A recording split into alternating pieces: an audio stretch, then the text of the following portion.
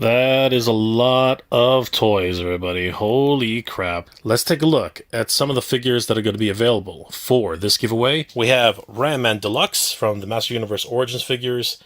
We have Hordak, Ahsoka Tano, and Grogu. Black Series 501st Legion's Clone Trooper, Game of Thrones Mega Constructs, Battle Beyond the Wall, Wonder Woman Farlin designed version. We have Rhinox. This is from the Kingdom. War for Cybertron, Aang, Omega Sentinel, Weapon X, Shadowcat from the Age of Apocalypse series. We've got these crazy Figma figures. We have Reaper, and we have Widowmaker, Antok Merrick from the Black series, Imperial Stormtrooper, the Return of the Jedi Skiff, prototype version of Boba Fett's armor. This is amazing. We've got the Book of Boba Fett, Fennec Shand, Clone Wars, ARC Trooper Echo, retro style packaging, George Lucas, Stormtrooper armor, a chance to win Battlecat as well. Then as promised, if we reach 16,000 subscribers, I will unlock all of these guys. We have Zodak here. We've got Lady Slither, the Horde Trooper, Roboto, and Triclops. Amazing.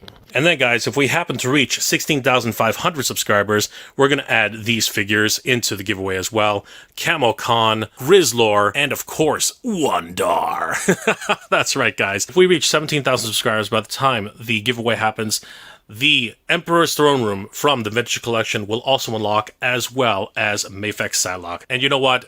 Just for good measure, if we happen to reach a crazy number, and I do mean a crazy number, of 18,000 subscribers, I will be giving away a choice of Serpentor or Mindbender. And if something crazy happens and we actually reach 20,000 subscribers, guys, I will go ahead and give away all three of these guys to one lucky subscriber. Serpentor, Dr. Mindbender, and Master of Disguise Zartan. That's right, everybody. This is crazy, and this is my way of paying it forward to all you guys who have helped me to reach this major milestone.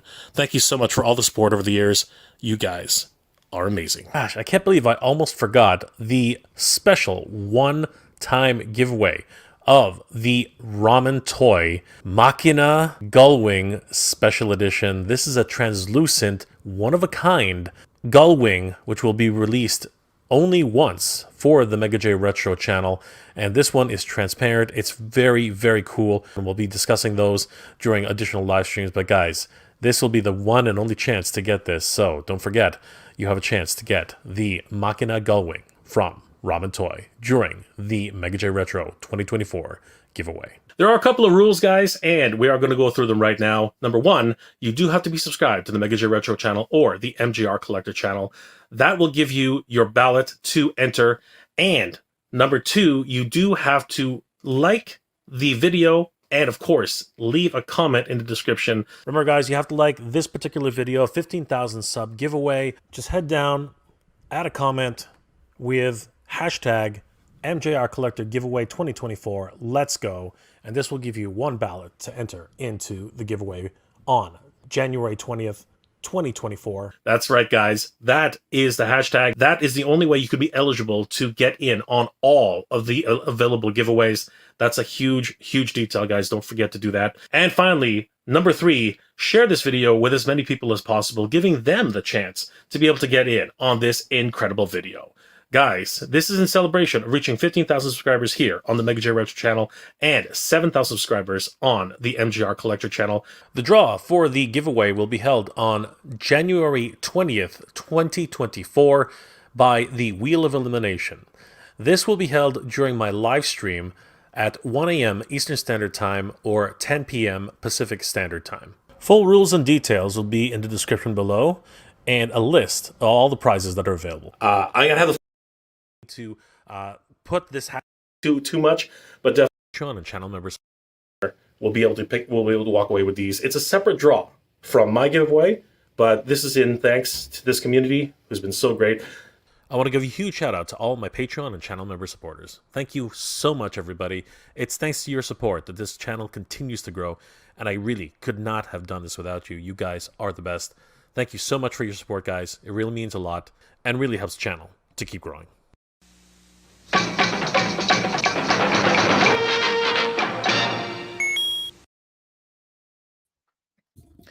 Hey guys, Jay, welcome back to the channel.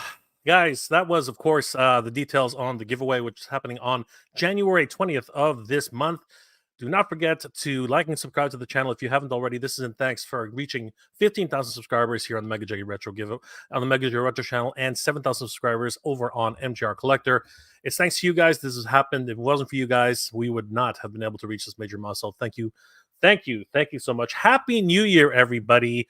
And of course, I did want to say thank you to everybody who has been supporting this channel, to all my Patreon and channel member supporters. You guys are the best. And of course, all of you guys, the patrons and channel member servers, get an extra ballot for supporting the channel. Thank you guys so much. It really has been amazing. Guys, today is just absolutely incredible. It really is one of those special days. The year has started off great, and it's about to get even better. As you know, many of you guys already have been well aware that the Masters of the Universe Revolution is about to. We're on the precipice of of this amazing moment, and honestly, oh my god, I'm just beside myself. I wanted to take a deep dive into this and start actually finally talking about this, because everybody and their mother has been saying, when are you going to talk about this thing, Jay? Like, you know, you're always the first one to talk about revolutions, and now you've been silent this whole time. What's going on? When are you going to talk about it? Well, tonight is the night, but I can't do this alone. I have some very good friends who can help me out with this because it's huge. It's a massive thing. So please help me welcome, and I have to do this right, everybody. I always do.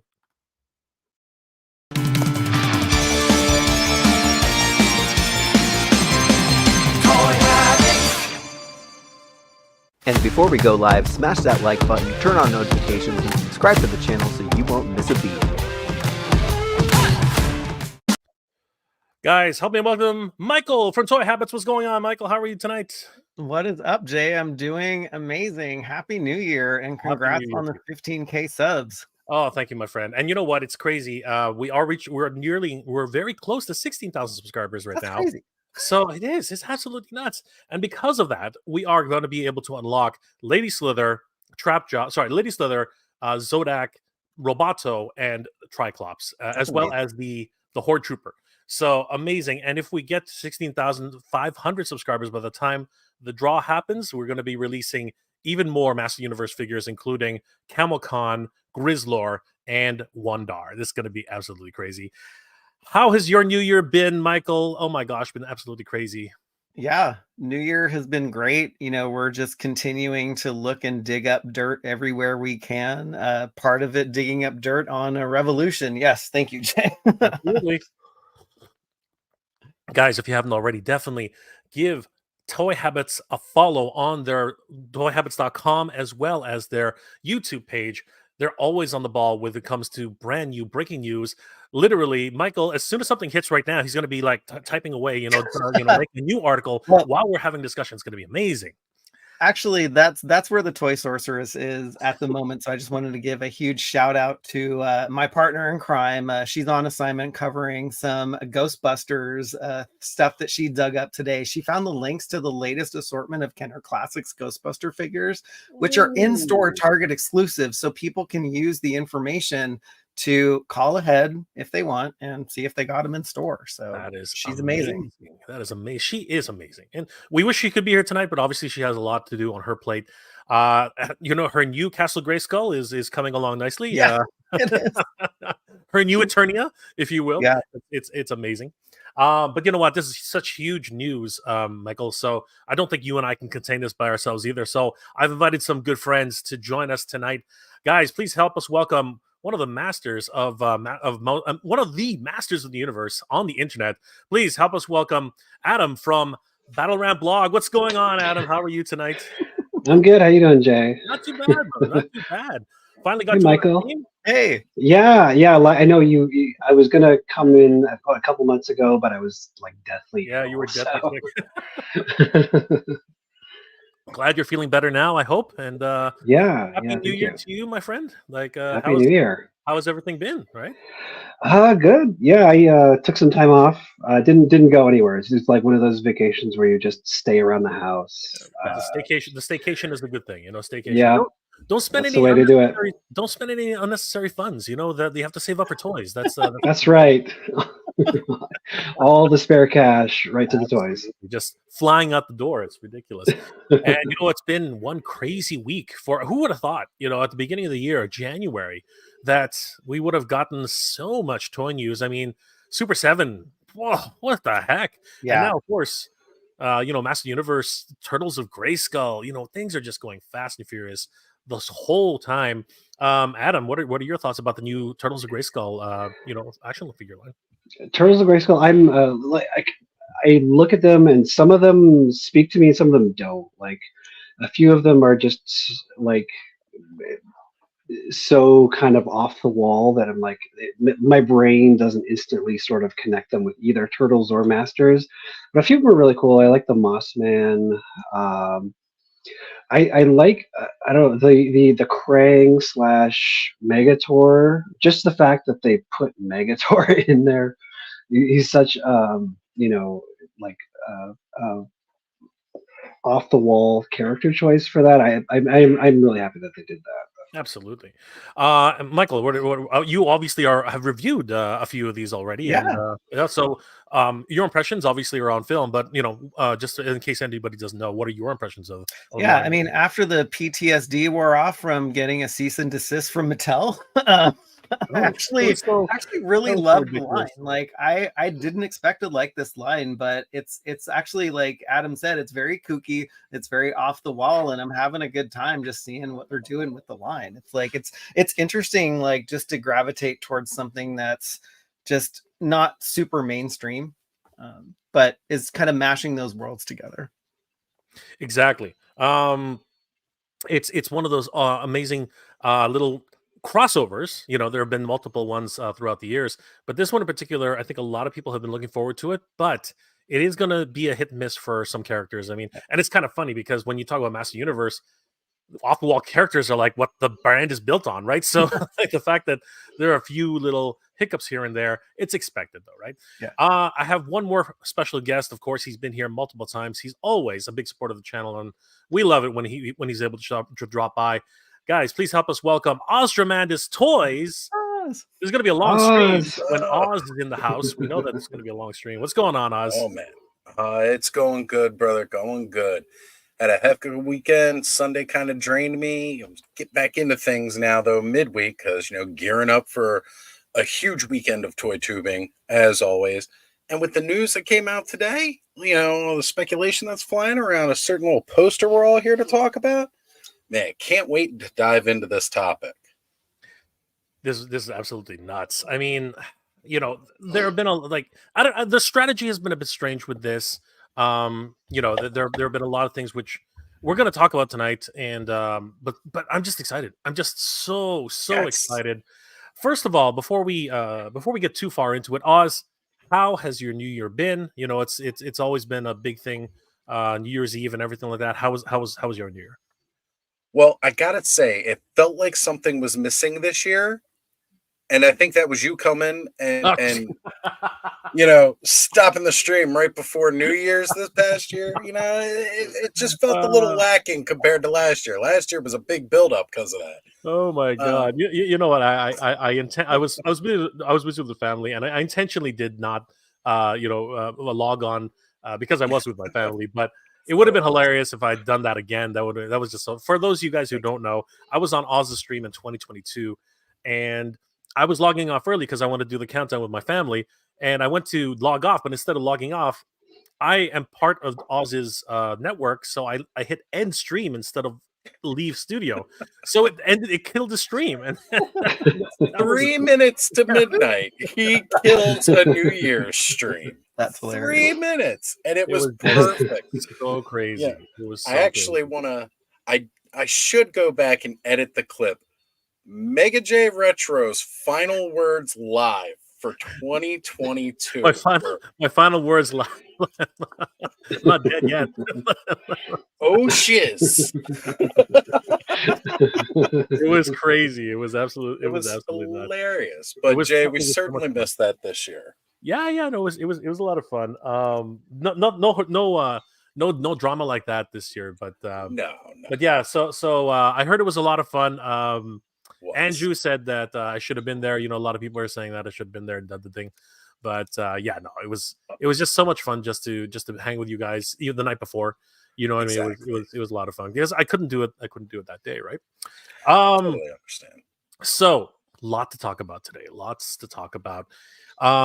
January 25th, is that correct? I believe it is January Yes. 25th. The countdown has it began about 2 years ago, but this is fine. We're literally at the precipice of this amazing series. So I have my opinions on this, but before we get started, I wanted to get around the horn and ask everybody, what were your actual impressions of Master Universe Revelations? I guess we'll start with Adam because this is your first time here. Adam, what were your first inclinations and impressions of Revelations? Yeah, so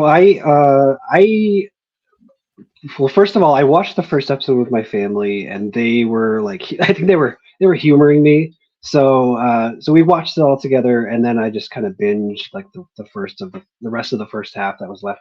I enjoyed most of it. A lot of people, it's very polarizing, as you know. Some people hate it, some people love it.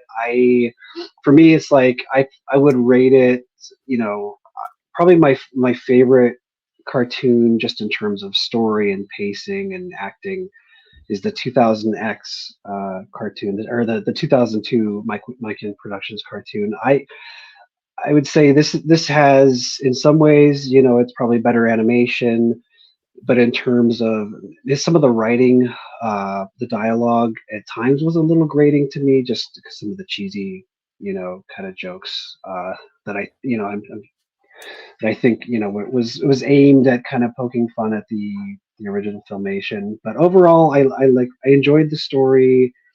I never once thought they were actually killing off He-Man. That's not that was never going to be permanent. So probably for me it was kind of like a B to the Mike Productions A. Just a few, maybe a few niggles with the writing, but overall I enjoyed it. I'm looking forward to what they do with Revolution.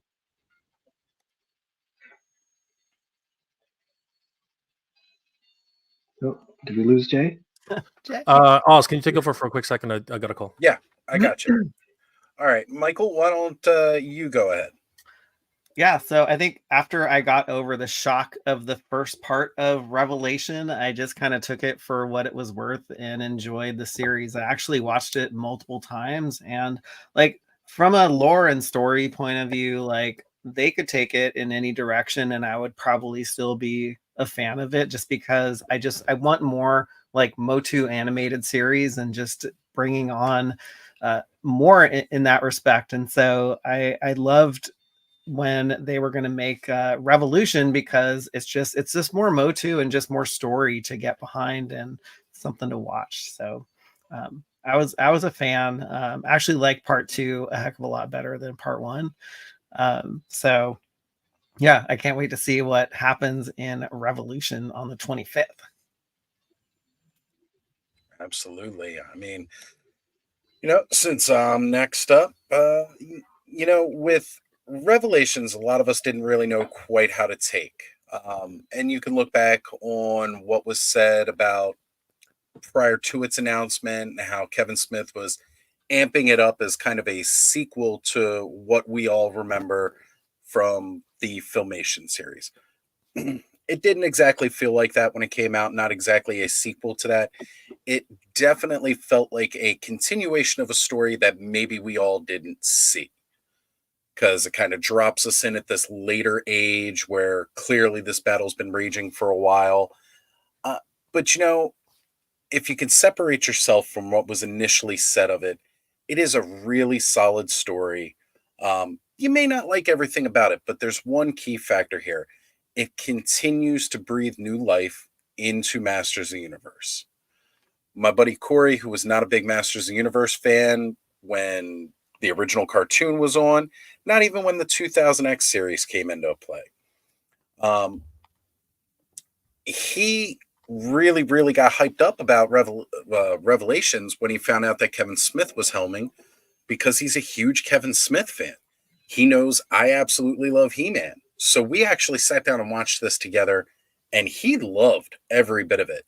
So anytime you can take a new version of the media and bring new fans and draw new attention to it, it breathes life back into the franchise, which is something that we've kind of desperately needed and really want to see more of, because the more new life that gets breathed into it, the longer it continues, right? And we're all big Masters of the Universe fans.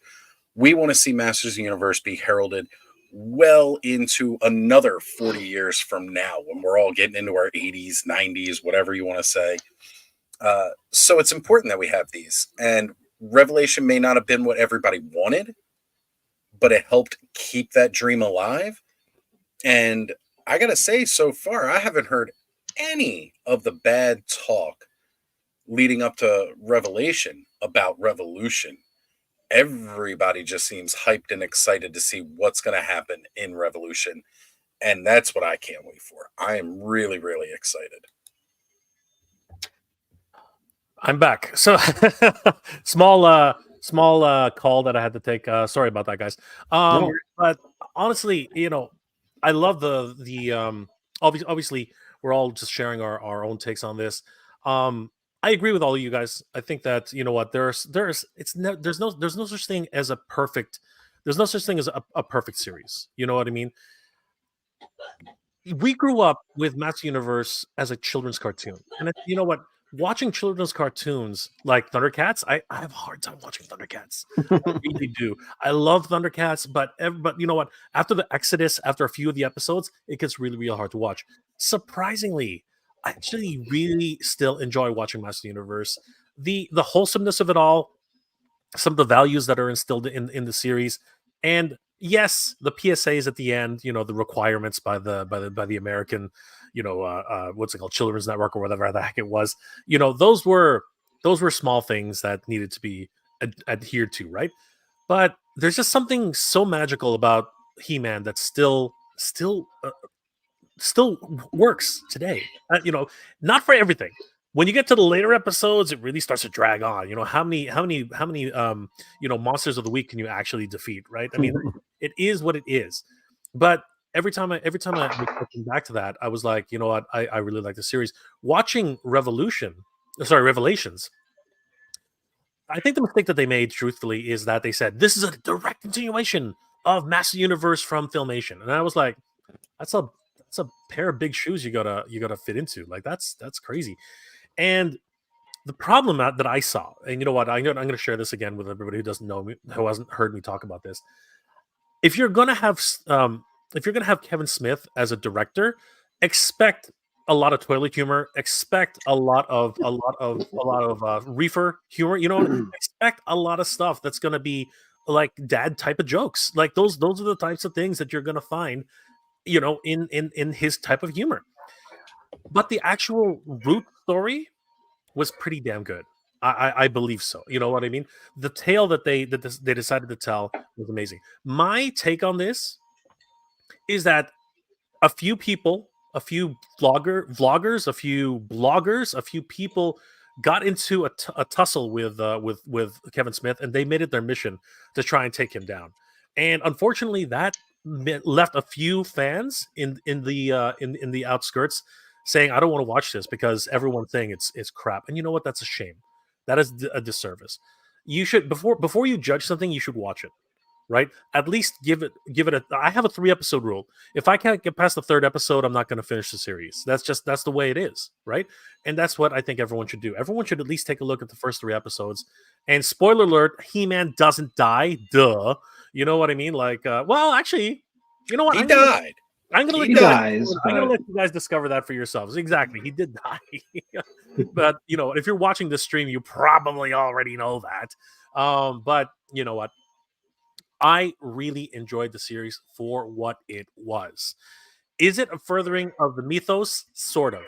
Is it canonical? For some people, it's going to be a resounding yes. For some people, it's going to be an unfortunate yes. Right? That's just the way this is. But can we look forward to the next episodes? I think we can. Because there's a lot to look forward to. There's hello. My daughter, y'all. How's it going? Good to see you. And there's a lot to enjoy as well because again, we know already the evil horde is coming.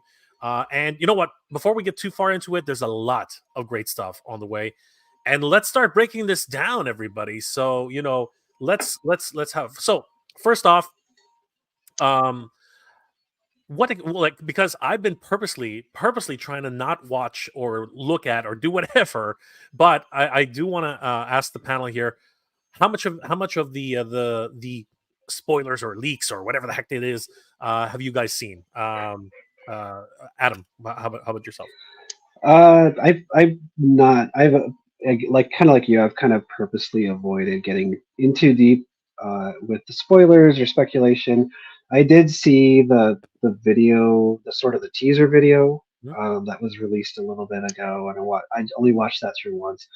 I don't know. I prefer to go in a little, without Sure. going a little more fresh. Absolutely, I'm much the same way. Michael, what's been your experience for this round of teasers?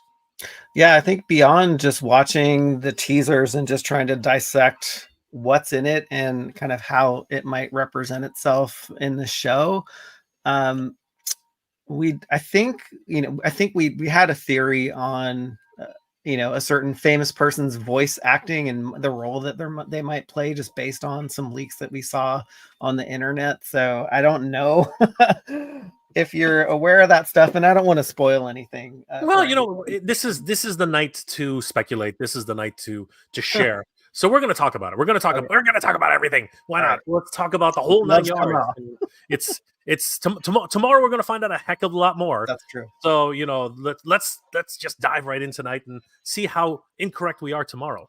Right? Yeah. I mean, I think that's probably the best way of doing it. Oz, have you spoiled yourself, or have you just abstained like me and Adam? I've pretty much tried to abstain the best I can, although it is tough. It is tough because anytime something new like this is coming, you just kind of want to know more. You want to crave knowledge. True. But I don't want to spoil anything. And unfortunately, we are at least going to take a look at the trailer right now, just to give us a little bit of a heads up, right? Because again, trailers are trailers. And then I'm going to give the option to everybody here if they want to see the 2 minutes that was available at one point. So first things first, though, let's go ahead and experience together once again, guys, the first trailer that dropped earlier this year. So let's have a look. It's because we do have to be careful about that kind of stuff. Right. My stream got cut off one time because I let a Jason David Frank memorial go on for too long, and they literally cut it right off, and we're like, dang. Wow. So I wanted to just say a few things while we're going through. Let's dissect this a little bit here because there's a lot to take in, guys. First of all, I'm curious about this. Are they going to take anything from the Secret of the Sword? Because the Secret of the Sword really is, essential to how the Horde is intertwined with Eternia, right? If it wasn't for that storyline, we would not have any inclination of Hordak, right? So, what are your guys' thoughts? Is there some? I'm not talking about whether or not she was going to show up at the end of the show. That's not what I'm asking. I'm just asking, what do you guys think? Is there any sort of tie-in with the Secret of the Sword at all? Who wants to go first? Nobody wants to go first. Oz, you go first. All right, I'll go first with this one. So, I mean, of course, like you said, Jay, like Secret of the Sword is kind of like our basis in animation, at least, of where the Horde comes in and how things are done. Like that's the one that kind of introduced a little bit about Skeletor being the pupil of Hordak, right? Like that's where we start to learn about that relationship, which we clearly see in Revelation that relationship existed, right? In the flashbacks with Evelyn, Skeletor shows up in like the red and black with the Horde logos on, saves her, takes her under his wing. I'm really excited to see if we get some more of that story with this. And hopefully maybe that's what we see a little bit here. Like, they're really showing how vast the Horde truly is with all of these ships and their entire presence here, clearly conquering another world. that's got me really excited because honestly, the Horde always felt a little bit lacking.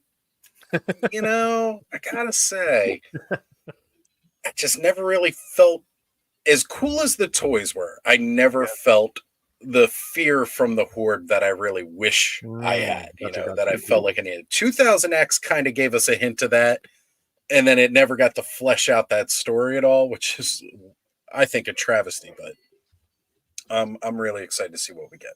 Yeah. And that's a great point. Like maybe this is where that Horde story gets evolved from, where it got kind of cut short in the 2000X series. Right? It's funny, this huge fleet reminds me of the end scenes from Star Wars The Last Jedi, where you see Emperor Palpatine raising his fleet of Star Destroyers, and that kind of gave me those vibes. But man, I think you hit it right on the head. It's we need to have that evolution in story of the Horde, because it's like a small band of little misfits who got a little tiny playset in the toy line too. Right? They're just getting the backseat everywhere. They never felt imposing, with the rest. Yeah, and the actual fright zone was a bit. It was more Halloweenish than it was an actual playset, in my opinion. But still, I did enjoy it as a kid. Adam, what are your thoughts? Yeah, no, I think it's. I would compare it to the Mike Young Productions in that it's clearly a darker, more serious Horde. You're not going to have Mantenna slipping on a banana peel in this one, clearly. But it's also more classic from that She-Ra, just in the sense that they clearly have this massive amount of technology. In the 2002 show, it seemed more like it was more magical, like they had all those wraiths, and Hordak seemed to be using magic against King Grayskull. There were some Horde troopers, but I didn't see a lot of vehicles in that shot that they were in. And this one's clearly an empire. They've got all these huge, imposing ships.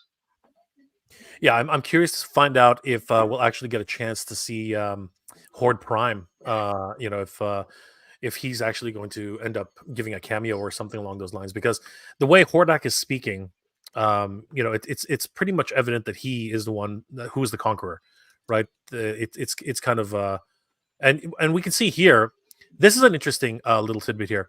We can see Paternia here, right? Right. This is crazy. We actually see Paternia here. We see King Grayskull, or I believe that is King Grayskull.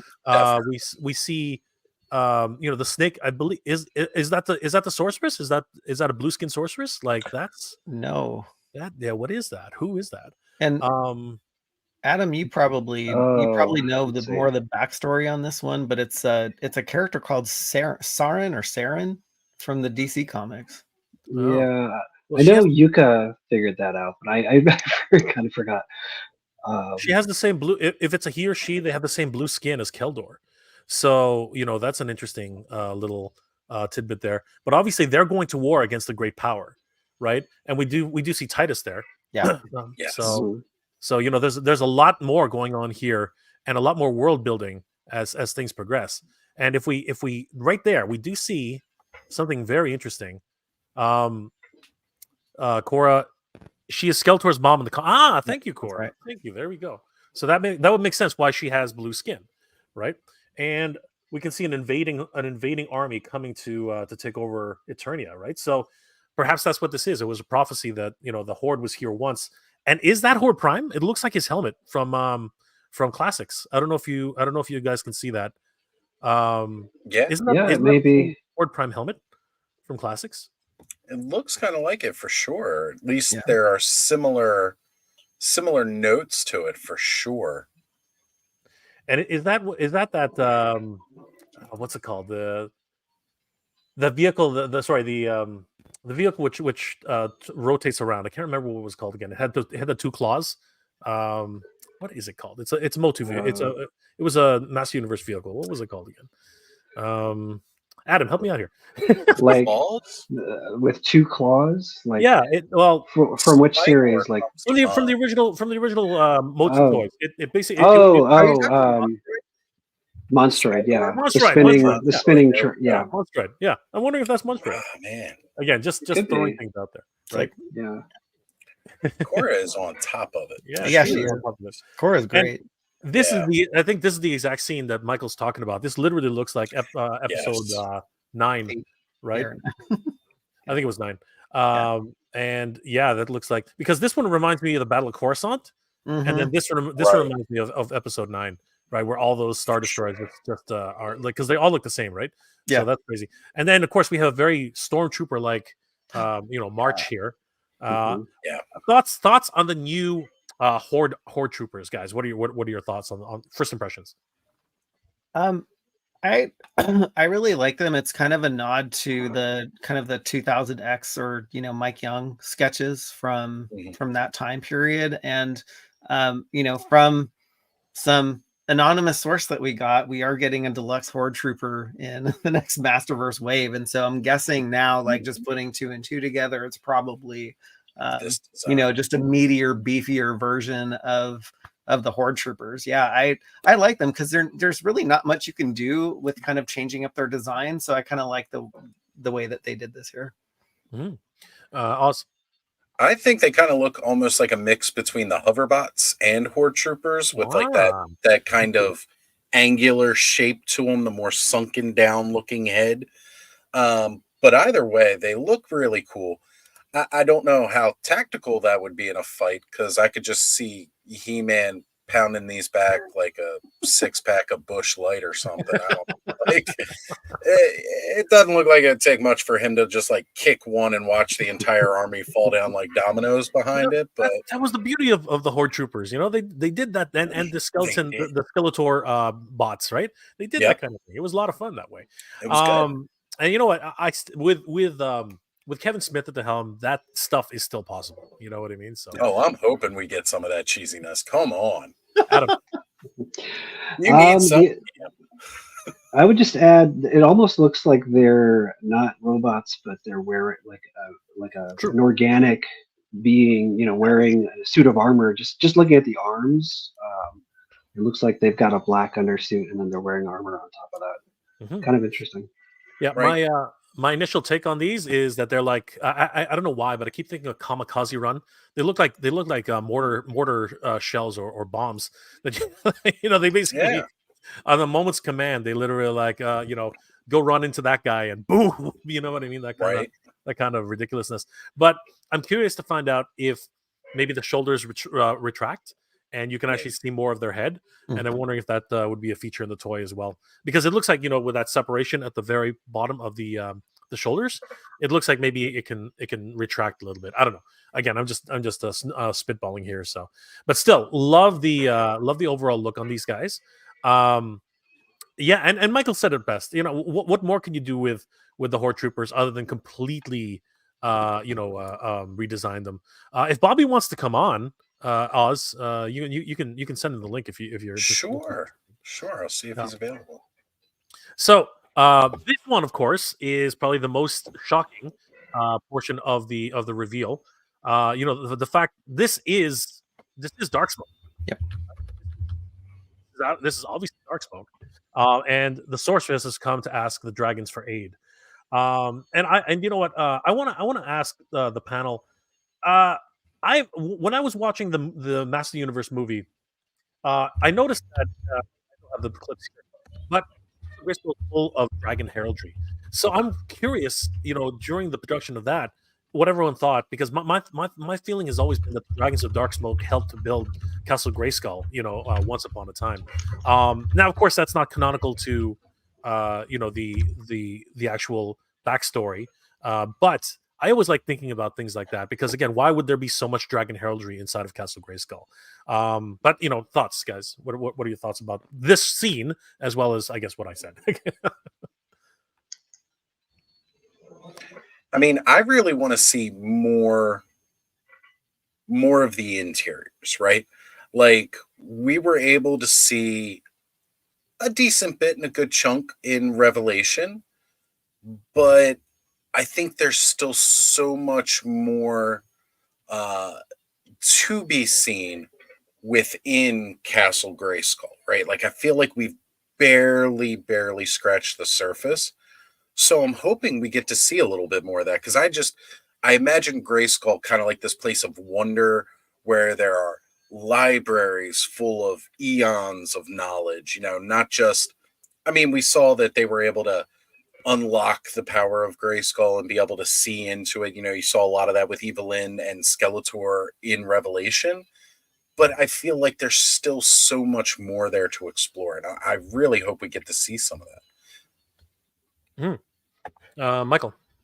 Yeah, I mean, I like this scene and just the inclusion of Dark Smoke because it's a nod to the Dragon's Gift episode in the original cartoon where you had He-Man and Tila busted open those that gate basically. So Right. yeah, I mean, I'm also want to see more of Granomir, if that is Granomir or that, the huge dragon that is in the trailer too. So I hope that we'll not only see him on film, but he also makes it in plastic form too. Oh, I'm just dying for that. Adam, thoughts? Yeah, no, I like that. Assuming that's kind of, I assume that if they're going to the dragons for help, then they're at their last resort. Everything's fallen apart, which I think that's a good way to take it. As far as the dragons create or helping to build or create Grayskull, that's something I never thought of. It makes sense. I mean, Granomir is ancient; he's magical. I would accept that as one origin. For me, I kind of like to think, with Grayskull, you don't want to know the origins too much. You want it to be kind of mysterious. Yeah, and we did find out a bit more in Revelation about Grayskull than I think any of us really expected. Right, the fact that it actually sort of mixing the two 2000X and Filmation together. Right, the fact that it is the housing of knowledge, right, of all Eternia. Right, so it is an interesting parallel.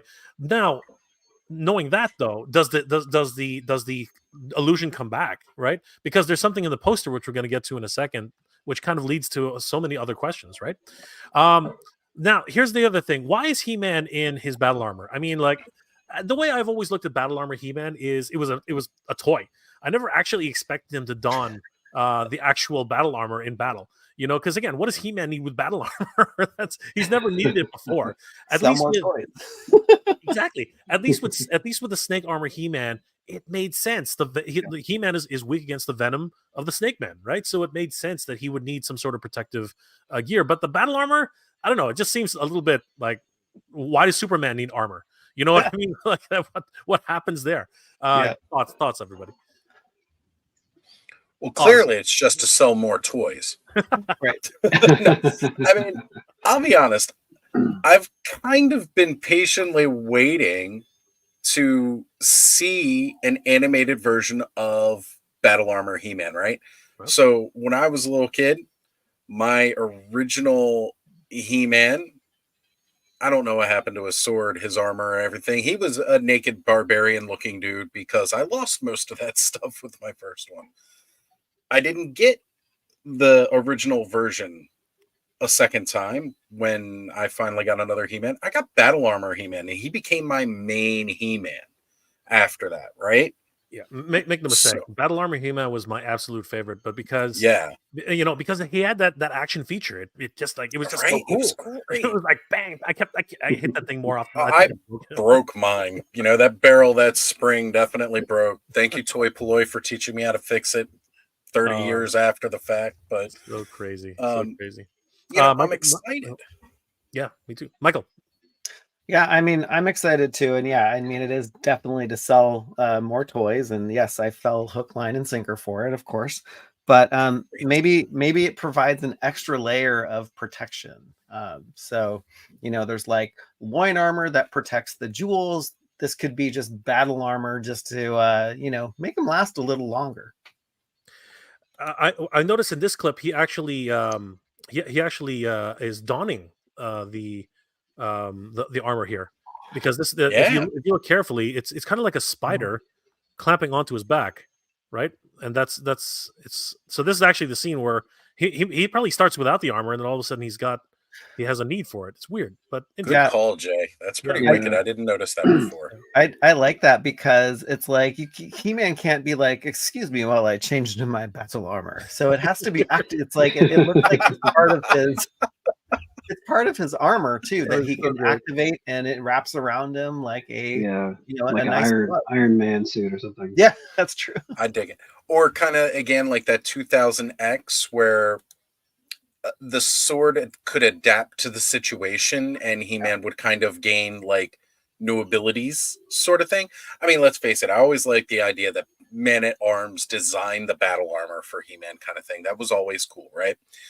But I also really liked the idea that, and again, thinking even from a toy standpoint, the way they approached it in that Mike Young Productions line, where, okay, a new evil has arisen, the sword adapts and changes in a way and unlocks even greater powers that it bestows upon He-Man to rise to the new challenge. It's a great way to reinvent the character every time you need a third, fourth, 27th version of He-Man to sell to the toy market, because we all know how well that works. It worked for me. I mean, it works every time. I keep buying He-Man. And I really love the Battle Armor Skeletor. Adam. Yeah, I assume it's probably maybe Tila as sorceress helped him unlock like a new ability. Maybe something to do with the lava terrain that he's in, just some extra protection that he could bring out. I love that he's got his classic battle axe in this scene too. Yes. Which normally he's all about the sword. So two things that you rarely, or actually never see in animation is battle armor and the battle axe. You didn't even see it in the original mini comics. The axe you saw, but never the battle armor. It was all over the box art, so it's nice to see this look getting some love. But I wonder if that's a clue. I wonder if there's a reason why he doesn't have his sword, because you're right. Yeah. He actually does not have a sword at all.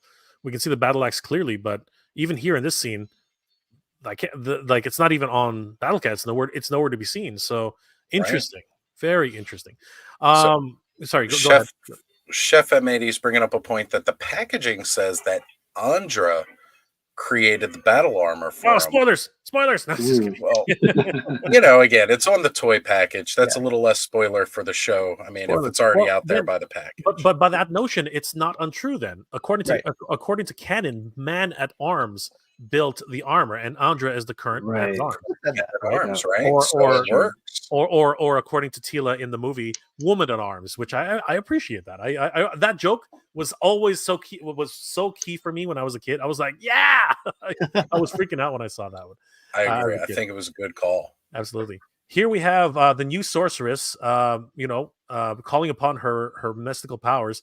But this is an interesting scene. Okay, we're gonna move forward. Wow, what happened? Is that Trapjaw? Okay, a lot of spoilers going on here. Not like, well, I don't even want to speculate on this. It looks like Trapjaw. It looks like something completely different. I don't know. That's the horde right there. Definitely the whole horde combined into crazy, weird eyeballs. Like Voltron. Yeah, I was also thinking Resident Evil as well, like like some sort of Resident Evil thing. You know what? It's too much to speculate on this one for just one scene. I don't think we're going to get much out of that. But that is crazy. But again, yeah, you're right. The techno cult, right? I think that's what they've established, because we still see here one of the head priests of the techno cult, Whiplash, right? And He-Man's just like, whatever. Typical He-Man. I love that. Typical He-Man. It really does remind you of the Filmation. Whenever he would just like catch something and say, "Oh, you dropped something," and just like throw it back. Just a wonderful nod to the original. And here, okay, so here is this and this is the thing. I think that's Adam. What does everybody think? Oh, most definitely. That is definitely Adam. Yeah. He's got those soft eyes, and he's not tan enough to be He-Man. the yellow hair too, right? Yeah. He-Man's got the what's it called? He-Man's got the fake and bake going on all the time. It's crazy. Right. It looks like Tila's really gotten a hold of her powers. You know what I mean? A lot of things seem to be happening with Preternia and Subternia, right? Things are really starting to move forward with this series. And there we do see He-Man with his armor, so something is going on. right? So there And is the sword. yeah, I love that. I love that like that roundhouse kick. That's just crazy. And then of course we have I really want to find out what's going on here. What are your impressions, guys, about Techno Skeletor? Nobody, All right? right. I've got. I mean, there's Let's a move on. precedence. There's a precedence, right? We know Laser Light Skeletor, who that kind of design eventually became like what we saw more of with the New Adventures Skeletor, and that was always just weird and creepy because they gave him eyeballs, and you kind of got an eyeball here, like. Okay, so we've seen Skeletor mesh with technology before. It's not necessarily new. They're doing it in a different way. I'm just glad they didn't put hair on this one, because that would almost be a deal breaker. I hear you. I hear you. Adam, what are your thoughts? Yeah, I was when they ended up, and at the end of the revelation, when he was, it was apparent he was going to be captured and transformed by the Technocult. I was crossing my fingers. I really hoped that they would make him Laser Light Skeletor. I'm Ooh. slightly obsessed with that figure, but they didn't. I mean, there's a few kind of subtle nods to it. I'm not a huge fan, like just looking at the toy that they made for this, I'm not a huge fan of the design they came up with. I wish they had gone to Laser Light or one of the New Adventures designs, or at least made it more influenced by those. Right. But yeah, not my favorite redesign for him. And Michael. Yeah, I mean, I think it looks creepy. I think they did a good job just meshing the Technocult with what we think Skeletor would look like as a Technocult member. I mean, I do like the getup that he has. So Right. I'm a I kinda fan. like the whole. I can't remember if I bought this toy or not. So Yeah. I don't think so. You did. Yeah. Stop trying to hide it. And it's interesting, the timing of this. I mean, like, AI is becoming so prevalent in our society right now. So many things are moving forward in, like, technology. So really interesting how they decided to move forward with this. There's Dark Smoke as again, Right. and we see the. I'm not sure if these are wyverns or if these are possessed dragons, but they look more evil than they do good, or stationary, or I whatever. know what they are because I've seen some other footage, but again, I don't know if it's like too much of a spoiler, but I think the shadow beasts can convert into those beings. That's Ooh. that's cool. Interesting. Very cool. Okay. And technically, we did see these creatures in the final battle scenes, Mhm. because they attacked Yeah. Grayskull. There's a lot of them. So obviously, actually this might be the portal to Subternia. Thinking about it now, that might. Oh, you know what? Yeah, The Crystal Sea? I Yeah. agree. yeah, that might not be Darksmoke. That actually might be the again. We're just sort of extrapolating from the little tidbits they give us. Obviously, Eternos is under attack. Obviously, and then of course we see this, which has gotten everybody excited. Yeah. This is just ridiculous. I mean, what are we witnessing here? Is that Granamir? Is it something like? I think it can only be Granamir. I mean, like, I think it must Right. be. as far as I know, he's the only red dragon in the world right now, right? Like, I don't remember ever seeing any other red dragons. So I have a theory about this scene that I just thought up in my head, but I want to circle back to it after we see the poster. Right. yep. I was going to say, Michael, I think I know where you're going with that. All right. Adam, any quick thoughts? No, I'm I would 99.9% sure that's got to be Granavir. I love that they're bringing him into it. He's a great character. Oh God, you know what? Some of the best Right. episodes had him in relation. He needs to have that absolute disdain for humanity. I love that, and I love the idea that he's lived so long. He's basically like, you're all children to me, and I just love the arrogance. I love the he won't be Granamir without that. If he doesn't end up being some sort of. And you know what? A lot of people are talking about this, and we're going to talk about the voice actors, but he has to actually have a greater than thou presence, and who better to anyway, we're going to get to that in a minute. And then of course we do have the Technocult continuing its ways with the Horde here, as well as, and I'm so happy that Meg Foster was chosen for motherboard. I was through Yeah. the roof when we heard about it. Couldn't be more perfect. Oh my gosh, just crazy. What about you guys, Michael, Adam? Yeah, I love to see like just characters from the lore, who played roles in the past, like resurfacing again. So, that kind of made me think of the with all the AI stuff, like Terminator's also rebooting too. So it's like Yeah, it's all coming back to AI and absolutely. technology. But no, I'm happy that Meg Foster is part of this. She was part of a fantastic movie that some people love, some people hate back in the day. Hmm. Yeah, no, I'd just echo that. I love that they bring back old actors as voice actors. I love that they brought Alan Oppenheimer in as Mossman last time. So more of that, the better. Absolutely. And I don't think there's any other real big surprises here. Obviously, we have a few really great battle scenes, but okay, we'll talk about this guy as well because he's featured prominently on the poster as well, and just it's some great battle sequences that happen here. Coming January 2024, we do know now that actually means that it will be January 25th, 2024. That's an interesting little tongue twister there. And now let's get to the main feature here. Earlier today on Master of the Universe, all of their social medias, whether Facebook, Instagram, Twitter, everywhere, we got this glorious poster with the caption "Feast your eyes on the new Masters of the Universe Revolution art created by the brilliant Nathan Birch." Masters of the Universe Revolution premieres January 25th only on Netflix. I am so happy that we got to see this. I mean, this is just beautiful. I'm really excited about this. Nate Birch, my God, being able to illustrate this. Let's take this all in, guys. What were your first thoughts when you first saw this? My mind was just blown. I was just absolutely. There's just so much here to take in. Oz, what are your thoughts on this one first? I mean, first off, I was very happy to hear that Nate was doing this poster because he was known for a lot of his work that he did early on with, Masters Universe Revelations and a lot of artwork from Masterverse as well as Origins. And then, now the Four Horsemen kind of pulled him in. He works, for them now. He's like an official employee of theirs. And he did say he still had some projects left to do for Mattel. And I'm assuming this is one of those projects here since it was revealed that he's the one that did this.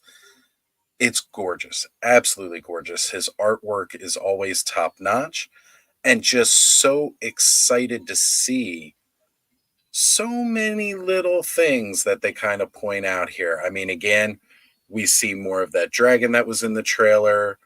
We see this stunning white and gold armor here. We see the return of Evelyn in a less evilly looking fashion. Yeah, what do we call her now? I guess we just Right? call her Maybe Goodland. Evelyn. Yeah, Evelyn. Yeah, you Evelyn. call her by her name, Evelyn Morgan Powers. There you go. Oh yeah. We see Andra's new look and embracing more of that role of man at arms.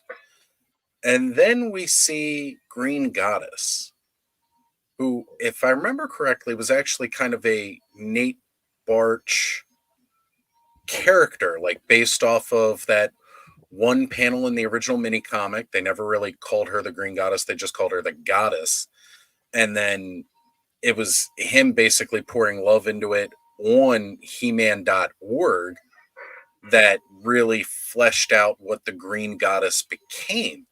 So seeing him finally be able to not just put her into a figure like we've seen, but actually get to put her into a official Masters of the Universe animation, like that's kind of like as mainstream as it goes right there, right? No matter what comes out in the toys, we always want to see it in an animation of some type. So him finally getting to put that to this must have been a huge moment for him. Seeing the return of Orko here, Orko the White, rather. He had his fight with the Balrog Scareglow, and he came back as Orko the White. Correct. And then we see our Techno Skeletor here in the background, a little bit more of him rocking the T-800 Terminator look. And, shouldered left and right by Hordak and Motherboard. but this top portion here, this I think really says a lot. Yeah, there's a lot of things to unpack here. Michael, your impressions? Yeah, I mean, of course, my eye goes to like, ooh, what action figures are we going to get next in the Masterverse line? But no, Naturally. it's a beautiful presentation, and I love the nod to like it's like the classic rock burst. It's like the beginning of Yep. time, right? If you subscribe to the Big Bang Theory, it's just like everything is emanating from this power. And yeah, I love the top of it. And it's funny because I'd missed like the horde wings coming off of Castle Grayskull because I was looking for the figures. But man, that Castle Grayskull looks infected as heck. Like that just looks like you enter that place and you're gonna be doomed. Yeah. 100%, exactly. Adam, what are your thoughts? Yeah, definitely the Green Goddess thing, because I remember back on He-Man.org, Nate was the biggest booster of Green Goddess. Like Pixel Dan has Mosquito, Nate has Green Goddess. Like she's his favorite from for years ago. But of all of the contemporary artists who do work for Mattel, Nate's my favorite. I love the atmosphere. If you look up at the top, even just beyond the figures and Castle Grayskull, just the lighting and the mood of this piece, that orange and red glow, which is you see that in a lot of his work. It's kind of harkens back to the original Castle Grayskull artwork, where that chasm beneath the castle had that same sort of thing. He's just got the best atmosphere in his artwork. So for me, the two biggest things, the atmosphere, or three biggest things: atmosphere, the Green Goddess, and that crazy horde Grayskull. Absolutely. I'm so excited about this. Just like echoing what everybody here said, this really does tie in the Master Universe with the exploding rocks. I mean, it really is, as you guys said, the Big Bang, right? Which is probably what was also thought up by a lot of the designers when they created the original backing cards for the Master Universe. Just this immense amount of power. And now we're transitioning from, as Adam said, this red sort of ominous type of feature, all of a sudden to this glorious blue, right, where it really does give that sort of hope that the heroes of Eternia have come to rally around the cause. And there are a lot of things to take in here. Like we talked about the Green Goddess, but we also this mystery character here. Some people have said it's Man at Arms. I'm thinking that it's a new Roboto. You know what I mean? There's a lot of things that are kind of at play here. And was this built by Andra, or was this built by Man at Arms? Right? Or is it Man at Arms in there? Or is it King Randor in there? There's there are a lot of questions going on with this particular character. We see a dragon, and we're going to call him a dragon, and he's fully armored up. Like the scene we saw in the trailer. This is not that. This dragon is completely armored up, ready for battle. So does that mean he's ready to join the fight? Evelyn is here. We see He-Man with his battle armor, and of course, the Ascended Orko, as we said, Andra and the Green Goddess, and then we see the evil Trinity, right? Which is very interesting, right? It almost looks like a family. I don't know if everybody agrees with that, but literally they seem like an unholy family here, and it's like a diamond pattern here with a almost what's it called, a transformed Castle Grayskull with the techno cult bleeding into it, right? Just crazy things to take in here. Yeah, I mean, like when I saw this, my jaw dropped. I didn't have the words. I had no words. Let's take this a little bit at a time. So we already talked a lot about the Green Goddess and her origins. Is that a tail? At first, I thought maybe it was part of Cringer, but then, like just what I could see from my phone earlier today, which wasn't very large, it looked kind of like his tail, but then it was oddly placed. And then after looking at it a little bit more this afternoon, I realized it's kind of a flowing skirt and a snake tail. Guys, what do you like? Oz is not wrong, but like I don't know. The more I look at it, the more it looks like a tail. I don't know. That's just my take on it, Michael. At first glance, I did think it was just a skirt, but I think you're right, Oz. I think there looks like there's a tail coming out of those hindquarters. So, Maybe she transforms into a snake. Like that's her. She has that ability. maybe she's like Lady Slither then. Maybe she's Yeah, in mid transformation or coming out of maybe. transformation. Interesting. And that leads to another question: is she part of the Snake Men to some sort of degree? Because again, the canon's being rewritten as we speak, right? So there's a lot of questions happening here. Now the other question, speculation time. The complete speculation. We're not even going anywhere with this. Granimir's or that dragon's hand was growing green. She's green. Is this the next evolution of the sorceress? Maybe. yeah, that's what I was hinting at that I wanted to circle back to. So Right. yeah, I think Yeah. I stole Michael's thunder. no, it's all No, good. it's Like no, exactly it. there's no thunder to be stolen. Right. Yeah, I mean the Green Goddess and Tila's lore has evolved so much over the years, and I think that this would be a natural evolution of Tila being transformed into the goddess, because we've seen that evolution from like 1982 or 1983, starting with the comics. Yep. Right. And I believe it was also hinted at even in Filmation, because she's always been, being groomed, kind of offhandedly, to be the next goddess, right? And it's interesting. Sorry, it's sorceress, but then now we see maybe another evolution to an actual goddess, right? So that Adam, what are your thoughts on this one? Yeah, I mean, it definitely could be Tila. We don't see her otherwise, so it'd be weird to leave her out of this poster.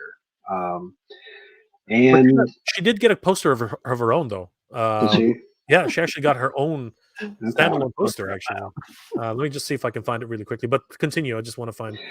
Yeah, and it's I mean, the goddess was she was originally called the sorceress in the first mini comic, but then she appears again, not green, just with the Tila colors, but she's called the goddess in the second wave comics. She's the Tila is the clone of the goddess, so like they are intertwined. It's very confusing. You can have somebody who has that snake headdress. It could be Tila, could be the goddess, depends on the story. But yeah, to me, it would make sense if this is like once Tila comes into her own as the sorceress, she doesn't keep the falcon costume. She has her own sort of appearance. Uh, once she's kind of maybe past a certain level of her powers. Yeah. I find it interesting too that the way she's posed here is not too dissimilar from the way she's posed there. You know what I mean? Again, there's a lot of parallels going on here, so it's interesting. Oz, did you have anything to add, or? So one of the things that has always been most interesting to me, right? And again, a lot of this goes back to the toys being made and then story being developed later. So the original concept with the figure just going to be a 2-in-1 kind of thing, dressed down, it was Tila. Dressed up in all the armor, it was the goddess. The goddess's armor was always snake themed, right? And then later on, the Snake Men were a bad faction, right? With Snake Mountain and even when we get to 2000X, you've got the god Serpos and everything, which they even seem to kind of hint at like this constant war between a good god Zor against an evil god Serpos in Revelation, right? When they did a lot of like those dream sequence or those kind of ethereal sequences, it was always like this falcon versus a snake. And the snake was always the sign of evil, right? So up until we just rewatched the trailer again a little bit ago, I didn't pick up on the whole Grenimir with the green hand. And I started thinking it around the same time Michael definitely was just thinking about it. But I was kind of thinking, where does she get this additional powers from to become this version of the goddess, right? Because we all know eventually what was the goddess became sorceress due to Filmation and their introduction of that character more so. And I mean, it was even in the comics before that a little bit more with the falcon look, because then she was pink and not green or anything. And then we had the Filmation colors came later. But snakes have always been kind of evil. So where does these powers with this snake look kind of come from? Where is that origin story going to come? And I guess we get a little bit of that now, hopefully, with a bit of hinting and some clues we had from that scene. Yeah, and we do know that from the lore, the Snake Man actually predates many of the characters as they are today, right? Right. And we do know that King Hiss, had some sort of deeper meaning to where they came from. And as a matter of fact, maybe there was a division somewhere, right? It's possible. Maybe there was a destiny that the snake people had inheriting, Eternia, but King Hiss made those plans disappear. There's a lot of things to take in here, right? So very, very interesting and super, super fun to elaborate on. And then we got this guy. Who is this guy, guys? Who is this? What are we looking at here? What are we looking at here? All right. So Brick was bringing it up quite a bit earlier in a lot of chats, and it's true. He looks very much like Sir Laserlot, or can't remember what his name is exactly. Extendar. Extendar. Yeah. That's what I was Well, thinking. there's Extendar. yeah, it definitely has those looks to it. Well, I had seen Dad at Arms called him Man o' War, and I was not familiar with that name at all, and I had to kind of go do some Googling and digging it. But apparently, the Image comics that went along with the 2000X Mike Young production, Man at Arms went by the moniker Man o' War later. And he had a more hardcore kind of armor going. And since Duncan gets a new set of armor and, goes by a new title, I am starting to think that maybe this is that Man o' War. Now, Allison, who we all know, Allison Troy, as a wealth of knowledge, even beyond myself in most cases, and I know Adam has quite the lore knowledge as well. There's a lot of people out there who know more than me, even though Mr. Home Arcade gave me a big shout out for knowing my stuff, and I appreciate it. So she had actually found, and I'm going to share screen here in a moment. Let me open this in a new tab here, Jay. Sure. So this was some concept by Axel Jimenez that had come out, and Allison shared this in our Patreon group chat earlier today. Really quick, Oz. Holy crap! Thank you, Mr. Home Arcade. Wow, 5 Mega J Retro memberships. You are amazing. How does that work? I don't know how gifting. Like, is there actually 5 Mega J Retro members? Does he give them away? Like, how I don't really know how that works. But Yeah. So I've seen it done where you're able to give memberships to other people, and how cool is that? That is You are Mr. Home awesome. Arcade is amazing. He's done that with our Really channels too, and it's like, wow. That is just amazing. Thank you, Mr. Home Arcade. You are He's awesome. you are incredible, my friend. I wish he could. I invited him. I wish he could join us, but he's actually busy making people happy. So thank you, Mr. Home Arcade. Really appreciate it. Always good to see you, brother. Go. Sorry to interrupt, Oz. Oh, not at all. Generosity like that always deserves a big shout out. Mr. Home Arcade is one of the best. So this is a character designed by Axel Jimenez called Gladiator. And if you see, he does look very similar to quite a bit of what we're seeing on that white armor of that new character. Mm-hmm. The kind of toned down one arm, the more armored one arm, very similar club to Man at Arms. The little bit here looks a lot like that face portion, as well as you swap out the visor color here, blue for red. And even again, the arm gauntlet, quite a bit of this does look very, very similar to what we're seeing on this new character. And I also like this little tie-in here. Let's give him a rifle from like the Masters of the Universe movie Man at Arms there. Let's see some more of that. A couple more call outs, right? Like we really need to see this kind of stuff.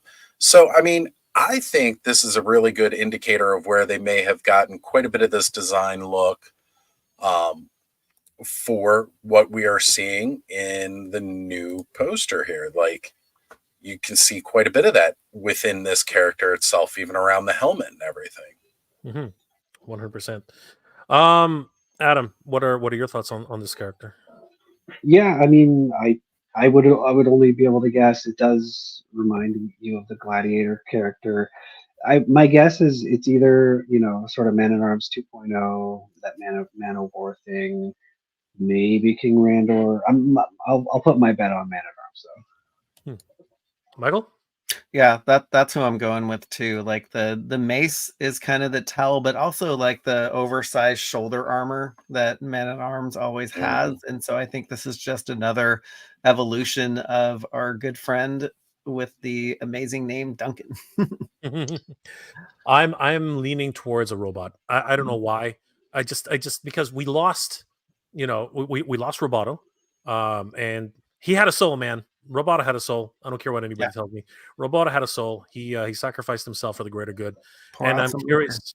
I'm curious if Duncan, did his best to revive his code. You know what I mean? And now this is the result of it. It also sort of gives me an impression of, the Metalhead crossover that's happening with Roboto Metalhead. That's going to be Metal Roboto. Yeah, Metal Roboto. Right. I'm wondering if that's actually a nod to that in some ways. But I think we're all on the same track here. We're definitely thinking that at the very least, Man at Arms is involved somehow. Duncan is involved somehow. That a lasting legacy. We may not like to say his name a lot, but the Voldemort of Masters of the Universe, Scott Nutlick. I say his name all the time. Of course, it's kind of a bad word, though. No, it's not. I gotta wash my mouth out after saying it. No. Let's clear the area here a little bit. Let's clear the area here. I'm gonna be the bad guy here. Okay, I'm gonna go ahead and I don't mind doing it. I think, and I've always said this, we have to give Scott the credit he's due, the actual credit that he kept Master Universe alive in so much that he took care of it. He wasn't a custodian, right? But in a lot of ways, yes, the Four Horsemen were there. Yes, they're the ones who pitched it to Mattel. Yes, they're the ones who actually did the hard work in terms of making all the characters and everything. But I actually believe everything, at least in terms of his stay at Mattel. I believe everything that Scott says. I believe that he did keep it alive. Like, he was the one who maintained the website. He was the one who mailed everybody or, helped with those lists and everything like that. And you got to respect the man, at least for that.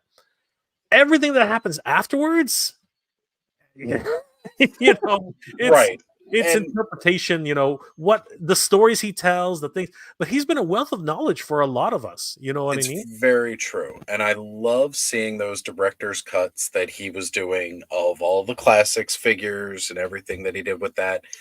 And I was actually just about to bring up his work on those mini comics that they kind of released to help tell the tale of classics, where eventually we did see a future proposed version of Man at Arms in Roboto's armor, or in Roboto's body. Like he kind of uploaded the consciousness of him after he became an evil snake man and uploaded that into a robot that was like the new Man at Arms at that time kind of thing, or like Clamp Champ helped him, whatever the story is. I can't remember all of it. But maybe this is kind of like a little mid version of that, even in some ways. Because again, it does look much more robotic. But we've seen, if you've seen those 2 minutes or so of leaked footage, we see quite a lot during that leads towards, well, they've got some pretty impressive suits of armor now that we can see. Yeah, absolutely. But at the end of the day, Toy Guru is not as hated as much in the fandom as Rob David. He helped deliver us classics. The bios were horrible, but the toys were good. Thank you, Ryan. That's Ryan Ventek. Again, at the end of the day, S- Scott's made some outlandish claims. I mean, some more some more definitive than others, which unfortunately he's got to live up with. He's got to live with those statements, right? Because right now, right now, a lot of people are just happy to tell him that Master Universe is back in the stores, right? But he can easily just say, well, it's not Origins, it's again, it's this whole back and forth and idea. But uh if here's my take on it. If Scott would just go back to what he was doing before, go back to the lore, go back to talking about Master Universe as it was, Yeah, I think he'd get right back on track. But he's for decided, sure. that his channel is what it is, and that's fine. That's what it is. We agree. Um, Don't have to watch that. If he starts going back into the lore and everything else that he was doing before, I'll probably start watching his content again. He had access to a lot of information that a lot of other people hadn't, and released a lot of information that he helped tie up a lot of good mysteries that we didn't have as much of the facts if it weren't for him. And I give him credit for everything that he has poured into it. But yeah, just the way he does things currently, I'm not a big fan of. anyway, let's move on from Scott. Yeah, let's go look more at Evelyn here. Yeah, right? Evelyn. What do we think is happening with Evelyn? I mean, the last we saw, where was she? Was she in the plains of Eternia? Where was that? Like, does anybody have any insight on that? Michael? She was walking in the fields of gold. Yeah, I think this is the redeemed version of Evelyn. And it's actually neat to see her in a different form, because I think a lot of at least from the toy perspective, she's always been Evelyn. Right. And so I like this aspect of her, and I hope that she is doing good, with those magical powers that she has. I love the look too. She kind of looks like elvish to me, like from like kind of Lord of the Rings. Yes, I felt that too. I felt That's that too in that last exactly what I scene, was feeling. right? Yeah. And the episode in the Filmation series where her and Tila were actually trapped in the desert and she couldn't use her magic. That was the first I remember watching that episode, and when she took off her helmet, I literally went back. My head was like, whoa. And I was like, why is she platinum blonde? You know what I mean? Like literally. And it wasn't even platinum blonde. It was just blonde. It was just like white hair. And I was like, okay, that I was not expecting that. So yeah, seeing her here in this more how can we say, enlightened form is rather refreshing. And I really did like, out of all the characters in Master Universe Revelations, she probably is the one that was handled by a lot of people are going to say the same thing. They're saying that she was a hot mess. I don't disagree. She was a hot mess, but at the same time, her journey was interesting. At least, you know what I mean. And can she be redeemed for killing off? I mean, like, God damn, she killed a lot of people. Holy crap! And she killed a lot of people in Preternia too. Again, I was gonna say she destroyed their version of heaven. Preternia, like, wiped it out completely. So, there's a lot to take in, and maybe this is her penance, right? Maybe this to defend the Eternia to in this regard. Maybe that's what it is. But I'm not going to deny that. Yeah, she was a hot mess, like 100% a hot mess. Adam, what are your thoughts on Evelyn? One of my favorite things from Revelation was her arc, especially in the earlier parts where she was working with Orko and Tila, and I was rooting for her. Obviously, towards the end, she relapsed, way worse than she started. But yeah, I'm rooting for her to be redeemed. I'm interested to see where it goes. Yeah, I really enjoyed her particular evolution with Orko. I thought that was so touching, and Yeah. two magic users really coming to the understanding of each other, and Orko realizing that it's not Eternia, it's actually him. There were a lot of great scenes, and I still hold to this day that the true hero of Eternia is Orko the Great. The Oracle himself. I really believe that if it wasn't for him and his sacrifice, they wouldn't be where they are today. Well, Gran, I know what you're saying. I'm not going to say. I mean, yeah, and that can be taken many different ways, but what is life if you can't at least try, right? So I know what you said. She killed a lot of people, man. She killed a lot of people. Like it's pretty crazy how that happened. But I guess we'll find out exactly where this leads in the next installment. And finally, what is this thing? Well, seriously, what? We still have a few more things to talk about, but seriously, what is this? Who is this? What are we looking at here, guys? Battle armor Granomir. Yes! Right. It's got to be Granomir. It's got the helmet. Granomir. We got some armor on this guy. I mean, some people may not exactly like it. I know I saw a comment earlier about like, why does he got to have all this armor on and stuff like that? Like, it doesn't matter why. I mean, it looks cool, right? Like regardless of anything else, it looks badass. Well, and he has a helmet in the 80s cartoon, and that's right. In the comics, he had a helmet. And you got to remember, guys. Here's something. If you're a D&D player, if you're into role playing, and if you're into any sort of like Dungeons and Dragons, this is mystical armor. He doesn't wear it for no reason. Like, why? Yes, why would a freaking dragon need armor? It probably ups his status levels. I mean, his magic is probably enhanced by it. We see two orbs on both of the gauntlets. Trust me, there's a lot of mystical elements being added to this to this dragon here. Okay, and again, why was he even wearing a helmet to begin with in the frequent Filmation series? It wasn't a fashion statement, I'll tell you that. But honestly, it was so dinky looking too compared to the rest of them. He looks like, and let's not forget, even though it's a techno cult, it's mixed with magic, right? Like we know that the evil horde uses technology much the same way that magical creatures like Granomir would use magic, and you need to defend against that. So in my opinion, if this is Granomir, it's Granomir for freak science. This is Granomir. Anyway, if it's Granomir, he's definitely got to amp him. This is a war for the center of the universe. So yeah, I truly believe that this is Granomir. I love the takes that the animators are giving to these characters. I mean, they look amazing, but two, it's like also bringing in some of the characters from the 80s and kind of making them, I don't want to say relevant, but kind of adding to that lore and kind of how they fit into the story. So like, no matter how they evolve this dragon or what he looks like, I can't wait to see him in the series. Adam, what's your take? Because I want to, and then I'm going to answer Ryan's question or comment here, because I do have something to say about that. I'll just add, so you mentioned like D&D, so the name Granomir was taken, so Larry DiTilio created the character, and the name was from some kind of role-playing game or something that he had written before. He was into Dungeons and Dragons, so there is that aspect to the character. I mean, very classic fantasy. I just look forward to seeing what they do with them. Mm-hmm.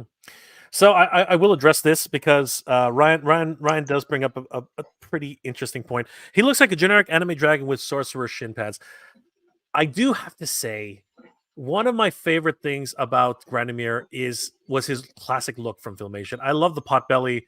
I love the small little dad bod arms. You know what I mean? I love the dad bod legs. I loved everything about the way. I just loved everything about him. The fact that he was so arrogant. The fact that, and it wasn't really arrogance. It was just the disdain he had for beings like human beings. He actually loved everybody else except for Skytree. I don't know, him and Skytree, they gotta fix that, man. Like something's got. One of those two guys has to put forward the flag of truce. But I do agree. I sort of agree with Ryan. At the same time, I think a lot of people would like to see a battle dragon, going into battle. I think that it's what it is. You know what I mean? But I can't help but agree somewhat with Ryan. I would have loved to see the original Granomir make his appearance, and just like but again, it's just not as majestic to see something like that. He would just, or you know what, he did have a great battle with but that's the thing. I'm sorry, guys. Dark Smoke. What was his name again? It was the bluish gray dragon. What was his name? It was Shadowfang or maybe Shadowfang. I just watched that the other day. Yeah, I know. On it. That dragon. Okay. Yeah. I love that episode because you see Granomir flying. He's got these tiny little wings. They're just doing they're literally doing the. It's like it's literally like just literally these little tiny wings that are just flapping in the. And you're like, God, how is those tiny little wings holding up that gigantic dragon, right? And I just love that. So Ryan, I'm on board with you, buddy. I'm on board with you. And literally, I wrote that as you were saying it. So. Shadow Wing, that's the name. Shadow Wing, that's right. Shadow Wing, exactly. Dad bod Granomir is yeah, exactly. See, Ryan and I are on the same page here. Oh my gosh. And just to round this off, let's talk about the elephant in the room here. What the hell is that? Jeez Louise. I mean, what are we looking at here, guys? Aside from, okay, let's just do this quickly. Really quickly, the new design for Hordak, guys. What are your thoughts, really quickly? I think he looks great. Can't wait to see him in figure form in Masterverse Wave 13. He looks awesome. Adam. Yeah, reminds me a lot of the DC comics that he's appeared in the last 10 years. Looks a bit like the Mondo Hordak too. Great design. Yeah, actually, yeah, I can see it. Yeah. Oz. I'm looking at it. I mean, I dig it, right? Like, he's got all those classic elements that we like with a new spin on it. He always reminded me of like this vampire, and like you can definitely see those elements, elements here. He's just always been a cool character that I think they've never fully utilized. I gotta say, with that little hint at the very end of Revelation, I got pumped before we saw anything else, from this year. Just that little bit that we saw at the end had me pumped, and just everything that we've seen since. And then you're going to throw Keith David behind the voice of it. Yeah, I can't wait. Like, this is one of the more exciting parts of Revolution to me. Yeah. Keith David Hordak. And I do have to say that I'm so happy it's not William Shatner. Yes. Oh, thank God. So I would not want him as Hordak. It's not William Shatner. And we'll circle back to that in a second. But we already talked about Skeletor. Nate Birch's take on Skeletor, though, I think I would have really loved it if this version of Techno Skeletor showed up in the series, because the version we got in the animation looks a little like, this is frightening. I don't know. Really, right? What are your thoughts on this version that Nate Birch put together for us? Yeah, definitely improvement. Sorry, yeah, I would just echo what you said. It's definitely improvement over the animation and especially over the toy. Ditto. He's gonna roll up to He-Man and he's gonna be like, "I need your battle armor, your battle battle cat immediately." Get the copper. And then we come back to Motherboard. I remember when I first saw her at the very last episode of Revelations. I was like, "Yes, we're gonna get a second series!" Like, I was so excited at that point. But at the same time, this dark goddess, right, type of character, I was gobsmacked. Really, I really didn't have any. And then when we found out it was Meg Foster, I was like, God, this is gonna be great, right? So, any thoughts on before we move on to the elephant in the room, guys? I just wanted to say, like, I love that they're still keeping the bird theme with these goddess-like characters. Just looking at the helmet on her head, it's like Zoar, Screech, and there's kind of a newish bird, if you will, in Motherboard. Yep. So I kind of got like, when we first saw Screech and the whole techno cult thing, I was like, okay, so Screech kind of like a robot, giant bird. I get that. It's a little weird. I don't understand why Screech is Motherboard or whatever. So like when there was this transformation that happened into this, I was like, oh shit, this is going to be really cool, right? And I like what Michael's saying too, right? So we're seeing this transformation with Tila, right, going to this full green goddess and embracing this snake. So we could still use all the same imagery of a falcon versus the snake, because now the falcon's the technology and the snake is the mysticism portion of it.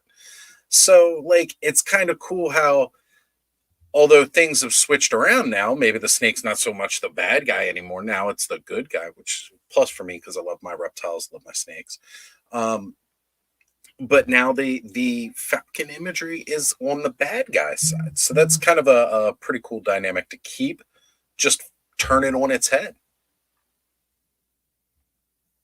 Yeah, I feel much the same way. Adam, do you have any thoughts on I was just gonna say, I love that they did Screech, but Oz had some great thoughts. I like, that reversal between Bird and the Snake.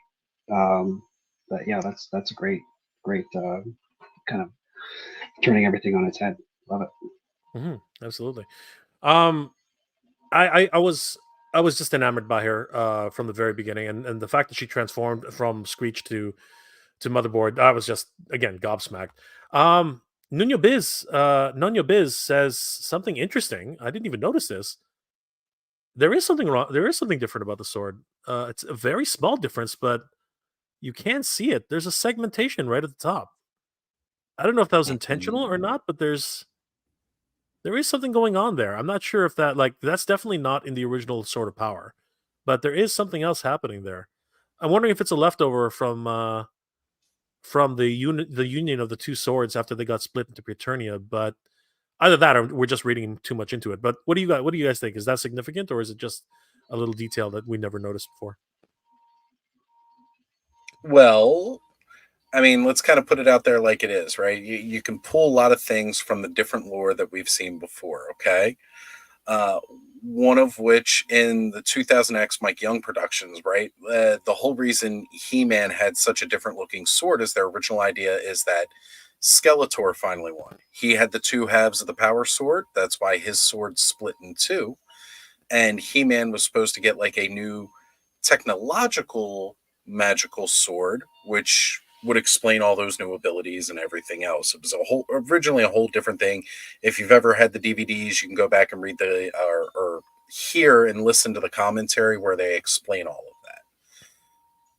Well, one big thing that we haven't seen from this that we know is coming up because of a little toy 2-pack, Gwildor shows up in Revolution, right?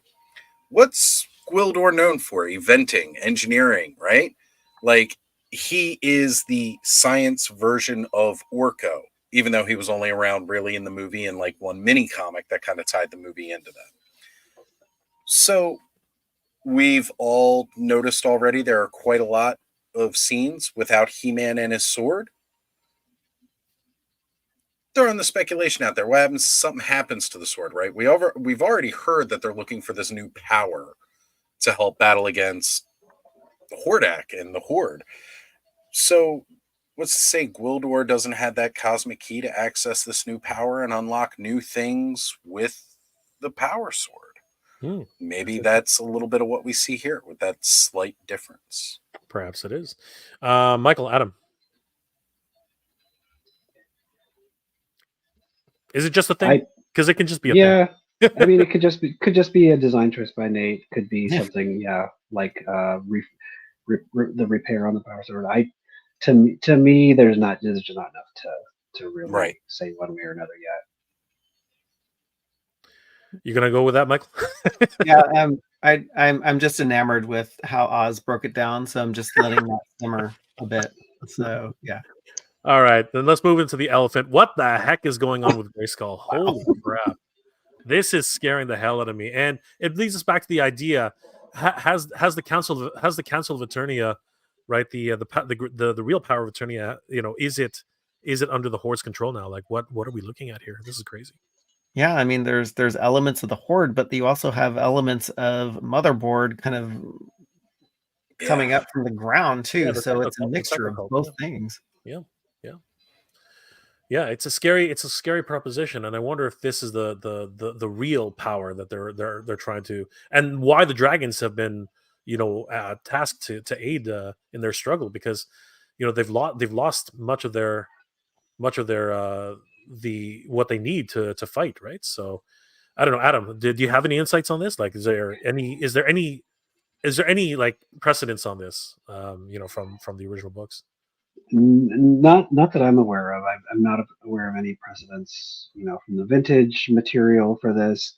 I mean, it seems very clear that you've got this horde and motherboard takeover of the castle, the power behind the castle.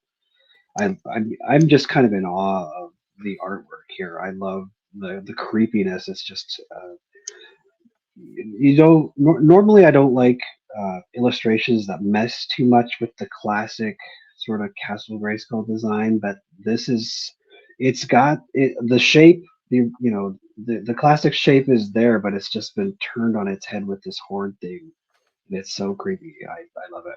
Yeah. Oz, thoughts? Well, again, earlier when I was looking at this, I didn't notice it as much. And then later after work, when I was really getting to take a look at everything, I was like, holy crap, the Horde got Grayskull. Now, one of the great things that I've liked with Revelation was that sometimes the good guys don't always win, right? Like Adam dies in Revelation, and so the good guys didn't win, right? Spoiler. Everybody's had time to see it. What are you doing watching this if you haven't watched the first thing? And then, like with that, later on in the same series, right? Finally, we bring Adam back and He-Man's back, but then what happens, right? Skeletor gets the power sword. Skeletor takes over Grayskull. Now Skeletor's in charge. So we've seen kind of what can happen when Grayskull falls to the dark side, falls into the hands of evil. Well, this is beyond it just falling into the hands of evil. Like, there is a full evil transformation going on here. The techno virus, the techno cult, and their little infectious virus that they're doing here has fully infected. It's smoothed out those rocky exterior towers. Now they're like looking like computer servers, like you're ready to hack Xbox Live or something. They've got spikes popping out of like the sides and everything. You've got the giant bat wings coming out the back. There's supposed to be a turret up there. Instead, there's a giant bat. And I mean, this is not something I expected to see whatsoever. And Joe G, he's got a Castle Horde skull right here. I mean, this is nuts. I did not expect this at all with everything we were leading up to. Yeah. Nolan's right. I want this as well, but first I want my Castle Grayskull. That's the first because I missed out. Can we get a normal one first?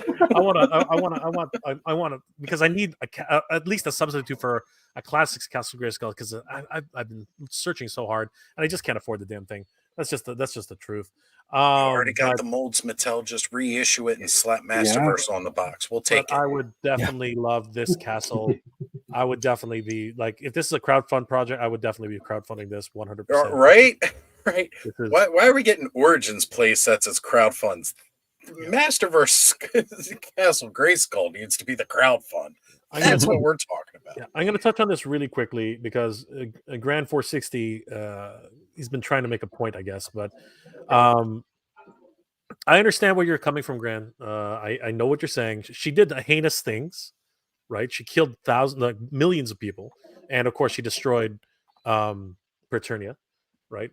But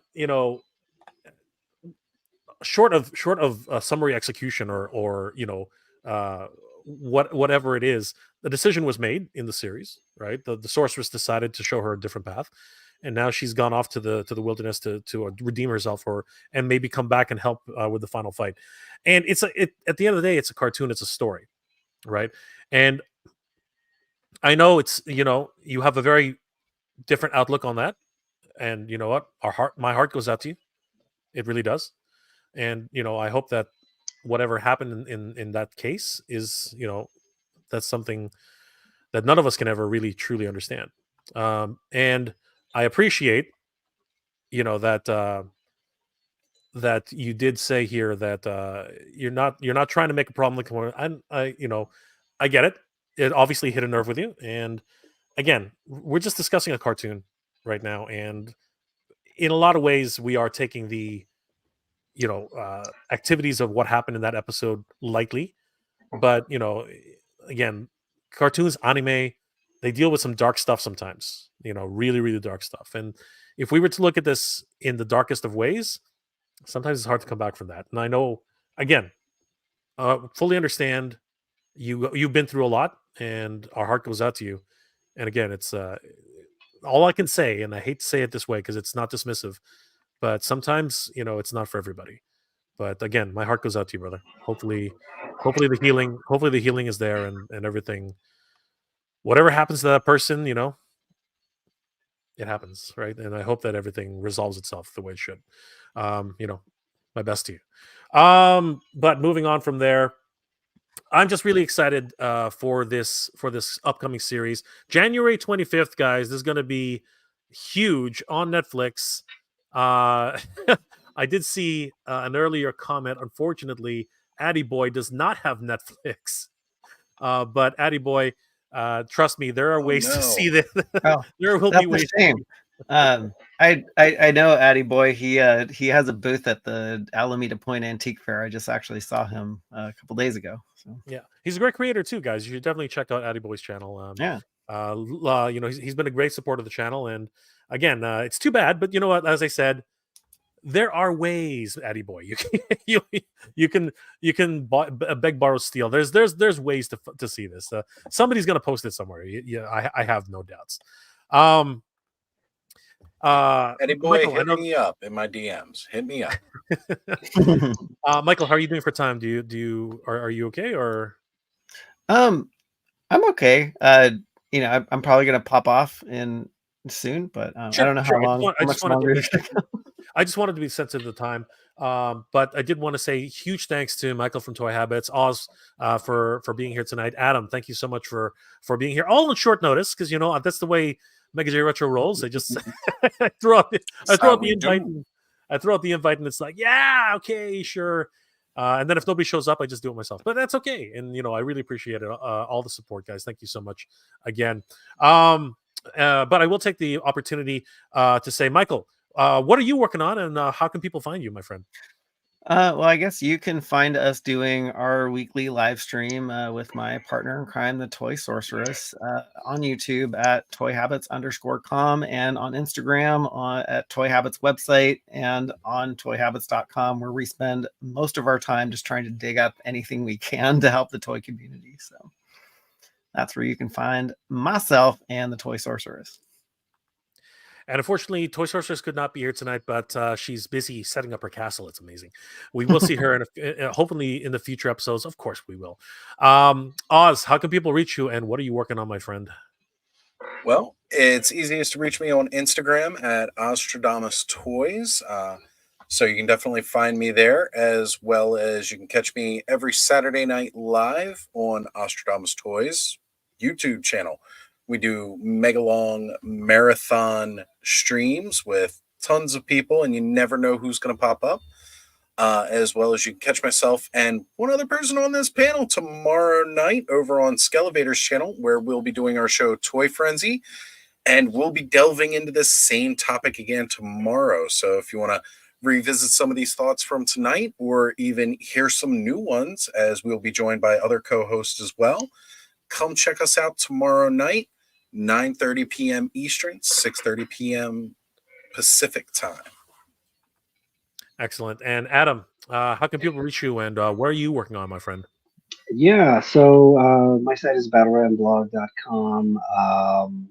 I probably easiest to reach me on Instagram as well, username battleramblog. So most recently, I did an article on some of Mark Taylor's sort of design language. I've also got for Patreon supporters, I've got an article on Gigantosaur up, and that'll go out to everybody next week. So that's what I'm working on, and then tomorrow I'll be on with Oz, like he said, talking about the same subject, hopefully with a different spin. See, now I feel bad. It's like I snatched both of you guys and had an early visit in this. But guys, this discussion is riveting. But don't forget, and this is very important, tomorrow, the brand new trailer for Master Universe Revolution is dropping. So these guys are going to be talking about that, and they're going to have huge insights. They're probably going to get some of those juicy tidbits. We're going to see more little teases and reveals. Maybe even William Shatner will be revealed as what voice he's actually going to be voicing. Before we log off, everybody, what does everybody who is William Shatner going to be voicing? Let's go ahead and guys in the chat. Why don't you guys go ahead and tell us who do you think William Shatner is going to be voicing in the series? While we discuss this really quickly, I have my personal favorites. I would be so sad because it really would break my heart if he took the voice of Gwildor. I would literally be crawling into a corner and crying. He cannot take Gwildor. He cannot take Gwildor from me. No, he cannot take Gwildor because he won't do a good Gwildor. He just won't. His stature, his overall presence does not equate for that. That's me. I don't know if everybody else, but Oz, who do you think with the Shatner? Who do you think the Shatner is going to take over in the MOTU universe? I think he's going to come on as himself, but under his stage moniker when he was doing his rap tour, and he's going to come out as Billy Shat.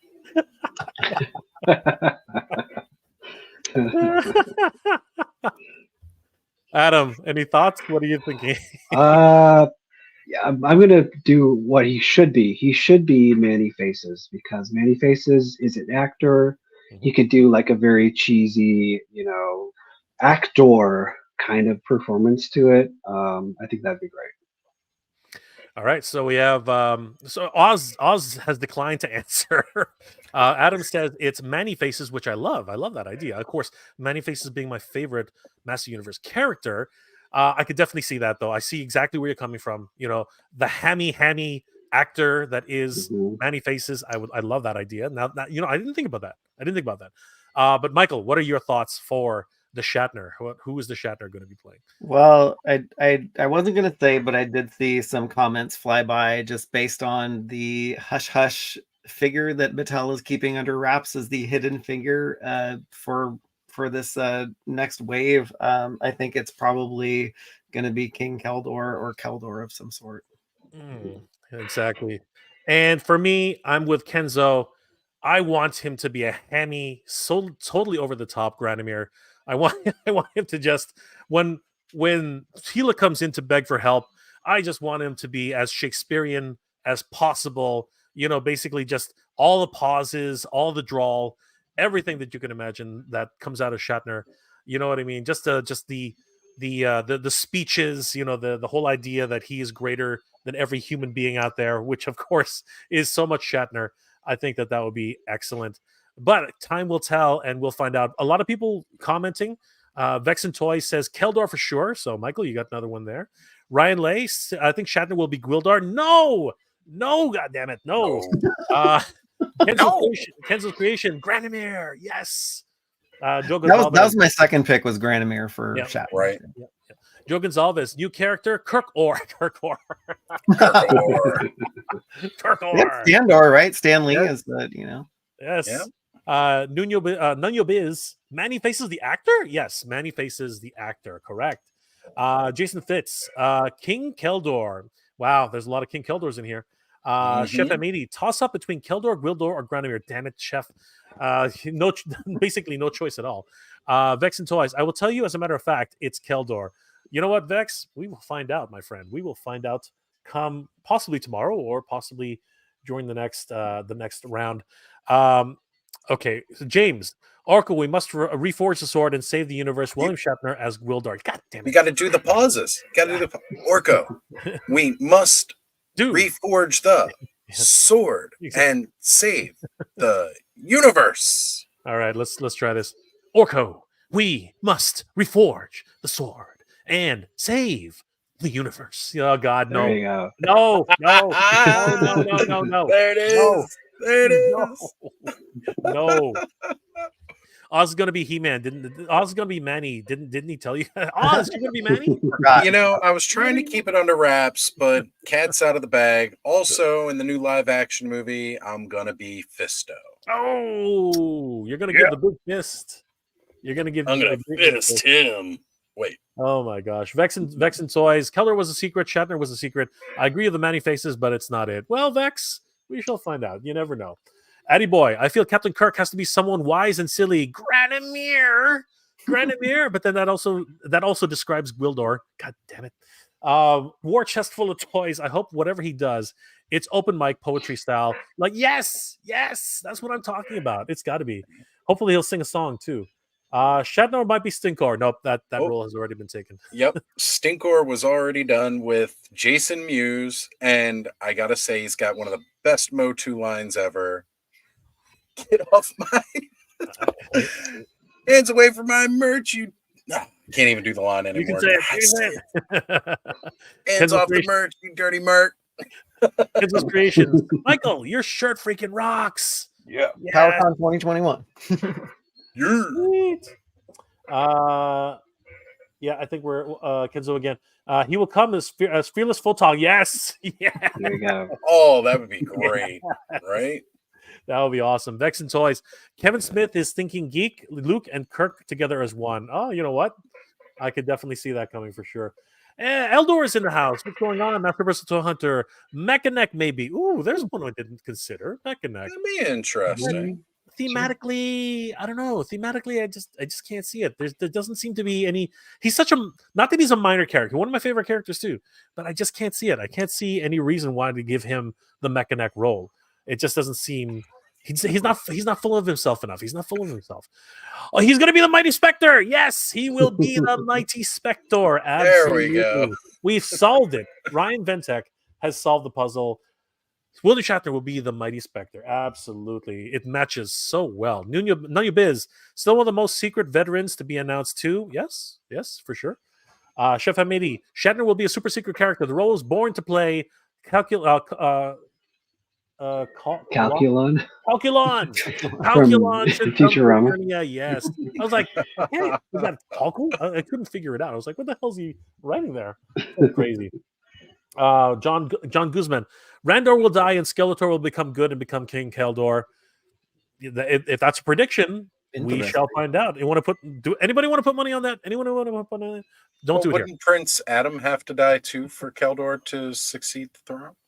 Not if he kills. This is true. This is absolutely true. Lisa Roberts. Kevin Smith is still writing this season. I don't think he wrote a few episodes, but I think he directed more than he wrote. He was directing. He wasn't actually writing. He had other writers too. His writers did a lot of the stuff. It's John, Emerald Night Photo. Good to see you, John. What's going on, brother? Love that artwork in Adam's room. Who doesn't love the artwork in Adam's room? Look at all that. Can we give John a big shout out to him and several of his toy photography fans from Instagram? If you guys aren't already following Geeked Out Click on Instagram, they have just started a YouTube channel under the same name, underscores between each.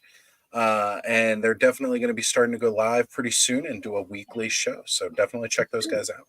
Mm-hmm. Absolutely. 100%. Guys, definitely check out Emerald Night Photo on Instagram as well. And of course, their United, it is an Instagram account, right? Right. Geeked all right. Their United Instagram account. What is it again? Us? Geeked Out Click. Geeked Out Click. Perfect. Silver Tiamat, these are gonna be the last comments before we wind down, everybody. Randor will get killed and the throne will be usurped. You know what? The first poster really does indicate there's something gonna happen with the throne. So yeah, we shall see how that goes. Kenzo's Creations, yeah, thinking about the fact that we couldn't get King Keldor, get the Keldor early. Shat. You made me say Shat on everyone was thinking it's Billy Shat. Shatner. You gotta put Billy Shat. At least give me a hurt. Don't. God damn it. It has to be Keldor. Okay, fine. Damn you, Kenzo. Giraffe. The Avengers will combine with the Hobbits and save the Masters from the giant walrus. Giraffe, you got a great story. Keep going. Keep going. Make that a thing, my friend. James Serapio, thanks for the great discussion. Jay, Oz, Mike, and Adam, cheers. Cheers to you, my friend. Always good to see James in the chat. Kenzo's laughing his butt off. God damn it, Kenzo.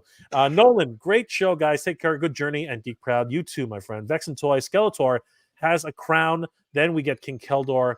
This is going to be interesting. I am not saying that again, you bastard.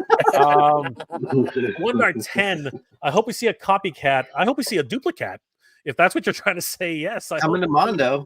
I hope we see a look. duplicate. Oh yeah, that's going to be crazy. And last night, I don't know if anybody caught our stream last night. Some crazy news was either confirmed or they're spreading vicious lies over at Mondo. But apparently, something that starts with a T and C in the name is going to be coming to Mondo Creations. Very excited about that. It's called Thundercats, guys. So very excited about that. Huge cat out of the bag moment there. Like I was shocked when that one came out of nowhere. So we're gonna get more poor throughout the rest of the year. So just hold on, get ready, everybody. Can't get more poor. Get ready. Get ready.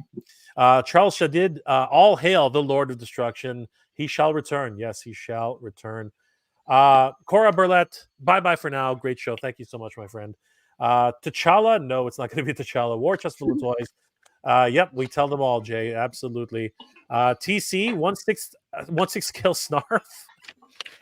Yes, and in less words than yes, it's going to be about the same stories as Orko. Guys, I want to thank each and every one of you for being here tonight. It's been an absolutely magical evening. Holy crap! January 25th can't come in too soon. What are we at, guys? Like 15 days? 15 days, and we're counting it down. Days. We're counting this down. I want to thank all my special guests for being here tonight. Michael from Toy Habits, guys, definitely give toyhabits.com a like and a follow. Check out their YouTube page. Always a great run whenever these guys are involved. And Michael didn't even type tonight. It's awesome. So great stuff. We got my attention the whole time. Toy Source is handling all that stuff. So yes. You know, she Michael had the day off. She's doing the hard work. Oz Tremendous Toys, guys, definitely check out Oz tomorrow for their live stream because he's being joined by Adam of Battleground Blog, and they're going to dissect every little morsel they can from this trailer that's going to drop tomorrow. Guys, we are in for a huge treat.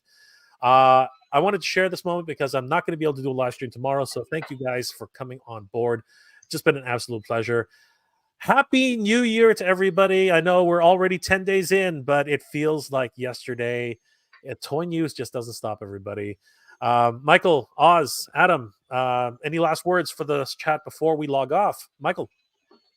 No, I'm just happy to be doing this again with Adam, Oz, and yourself. It's been too long. So it has indeed. Oz? It is always an honor to be here on the channel, Jay. I appreciate the invite, and thank you all for showing up in the chat and joining in on the conversation.